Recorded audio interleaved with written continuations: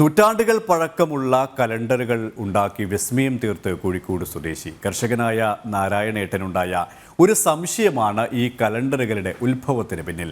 വരാനിരിക്കുന്ന വിശേഷ ദിവസങ്ങൾ വരെ ഏത് ദിവസമാണെന്ന് ചോദിച്ചാൽ നാരായണേട്ടൻ കൃത്യമായി മറുപടി നൽകും.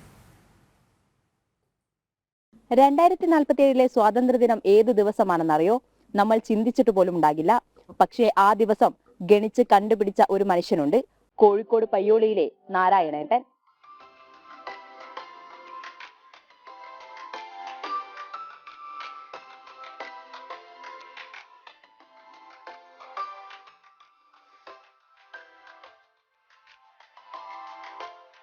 കാലത്തിനു മുൻപേ സഞ്ചരിക്കുന്ന മനുഷ്യൻ.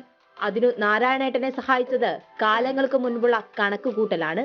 AD 1 ഞായറാഴ്ചയാണെന്ന് കണ്ടെത്തിക്കൊണ്ടാണ് 400 പേജുള്ള 1,00,000 വർഷത്തെ കലണ്ടർ ഇദ്ദേഹം നിർമ്മിച്ചത്. 5ാം ക്ലാസ് വിദ്യാഭ്യാസം മാത്രമുള്ള സാധാരണ കർഷകൻ കമ്പ്യൂട്ടറിന്റെയോ കാൽക്കുലേറ്ററിന്റെയോ സഹായമില്ലാതെയാണ് ഈ കണക്കുകൾ തയ്യാറാക്കിയതെന്നാണ് കൗതുകം. 2001 ജനുവരി 1 തിങ്കളാഴ്ച എന്നൊരു ദിവസം കണ്ടപ്പോൾ ഇതിന്റെ AD 1 എന്നാണെന്ന് കണ്ടെത്താനുള്ള മോഹമുണ്ടായി. അങ്ങനെ അതിനു വേണ്ടി കൂടി ആ അറിവുകൾ പലരോടും ചോദിച്ചിട്ട് ആർക്കും തന്നെ പറയാൻ കഴിയില്ല. അപ്പം ഒരു ദിവസം ഈ 2000 വർഷത്തെ ദിവസം ഞാൻ തന്നെ കണ്ടെത്തി. 7,30,500 ദിവസമാണ് 2000 വർഷത്തേക്ക്. ആ സംഖ്യയെ ഞാൻ 7 കൊണ്ട് ഹരിച്ചിട്ട് ഞായറാഴ്ച സാങ്കല്പികമായി AD 1 നിർണയിച്ചുകൊണ്ട് പ്രവർത്തിച്ചു. അപ്പോൾ അങ്ങനെ ഒരു ദിവസം ശിഷ്ടം കണ്ട ആ സംഖ്യ 7,30,500 7 കൊണ്ട് ഹരിച്ചപ്പോൾ ഒരു ദിവസം ശിഷ്ടം കണ്ട്.